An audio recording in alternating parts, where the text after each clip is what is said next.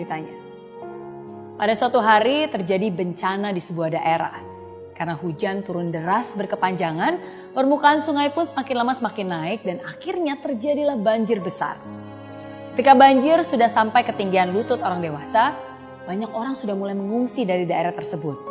Karena takut kalau permukaan air semakin tinggi. Berbeda dengan yang lainnya, ada pemuda yang tampak tenang tinggal di rumah. Akhirnya datanglah truk penyelamat berhenti di depan rumah pemuda tersebut dan mereka bilang, "Ayo cepat masuk ikut truk ini, nggak lama lagi nih banjir akan semakin tinggi." Tapi pemuda itu menjawab, "Gak apa-apa, tenang aja. Kamu terus aja menolong orang lain. Saya pasti akan diselamatkan oleh Tuhan. Saya ini kan sangat rajin berdoa." Dan setelah beberapa kali membujuk, akhirnya tidak bisa, akhirnya truk tersebut pun melanjutkan perjalanannya untuk menolong orang lain. Permukaan air makin lama semakin tinggi, sampai mencapai 1,5 meter. Pemuda tersebut masih di rumah, duduk di atas lemari. Lalu datanglah regu penolong dengan membawa perahu karet dan berhenti di depan rumah pemuda tersebut. "Ayo cepat ke sini, naik perahu karet ini, karena keadaan semakin tidak terkendali nih. Kemungkinan air akan lebih meninggi lagi. Ayo cepat sebelum terlambat." Lagi-lagi pemuda itu berkata, "Gak usah deh, makasih. Tapi kamu gak usah nolong saya. Saya kan orang yang beriman, saya sudah berdoa kok. Saya yakin Tuhan akan menyelamatkan saya dari keadaan ini." Perahu dan regu penolong pun pergi tanpa membawa pemuda tersebut. Dan sesuai prediksi, banjir semakin besar dan kali ini sudah banyak rumah yang tenggelam. Air sudah menutupi atap. Dan pemuda itu rupanya masih aja duduk di atas atap sambil terus berdoa. Lalu datanglah sebuah helikopter dan regu penolong.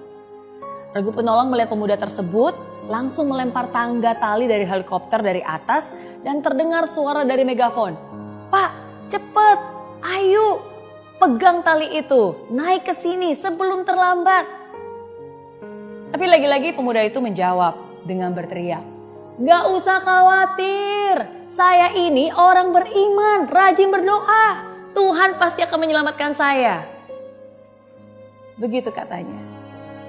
Dan ketinggian banjir semakin lama semakin naik dan akhirnya seluruh rumah di daerah tersebut terendam seluruhnya. Kamu mungkin bertanya, gimana ya nasib pemuda tersebut? Pemuda tersebut akhirnya mati tenggelam. Dan di alam kematian dia pun dihadapkan pada Tuhan. Nah, pemuda ini langsung protes. "Tuhan, aku sudah berdoa kepadamu, selalu ingat kepadamu. Tapi kenapa aku tidak Engkau selamatkan dari banjir itu?" Tuhan pun menjawab dengan singkat, "Aku selalu mendengar doa-doamu.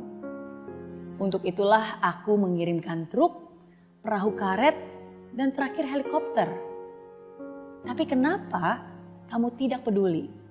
Kenapa kamu acuh?" Pemuda tersebut pun menangis.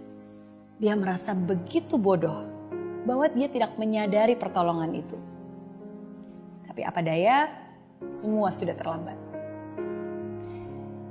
Cerita tersebut bisa menjadi relevan dengan keadaan sekarang ini. Kadang sampai saat ini nih, masih saja ada beberapa orang yang acuh dan tidak peduli dan menganggap remeh. "Cuci tangan dong, atau setidaknya pakai hand sanitizer lah. Nggak perlu, kan ada Tuhan. Percaya aja lah hidup mati di tangan Tuhan." Ketika ada teman bilang, "Jangan salaman dulu," malah diledekin. Kok jadi orang takut amat sih? Kan ada Tuhan, gak usah takut. Ketika ada saudara dan himbauan yang mengatakan, "Jangan liburan dulu, gak perlu deh jalan-jalan, apalagi kumpul-kumpul orang banyak."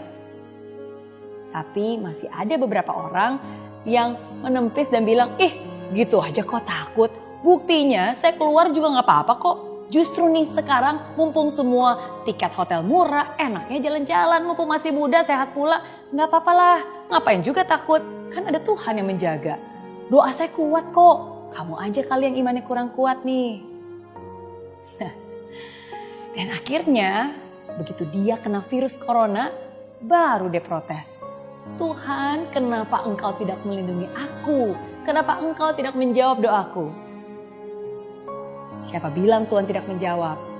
Mungkin Tuhan sudah memberikan pertolongan lewat teman-teman yang mengingatkan, lewat informasi, lewat pengetahuan yang dibagikan. Jadi di saat-saat seperti ini, jangan jadi orang acuh dan cuek. Jadilah orang yang bijak.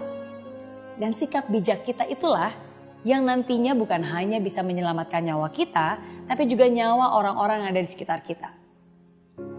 Be considerate, be responsible.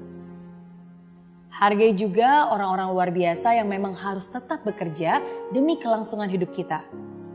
Orang-orang luar biasa yang sekarang juga berjuang memerangi corona di garis depan. Para dokter dan tenaga medis yang bekerja pagi, siang, dan malam. Jangan menambah beban mereka dengan sikap sembrono kita. Ini bukan hanya tanggung jawab mereka saja, ini tanggung jawab kita semua.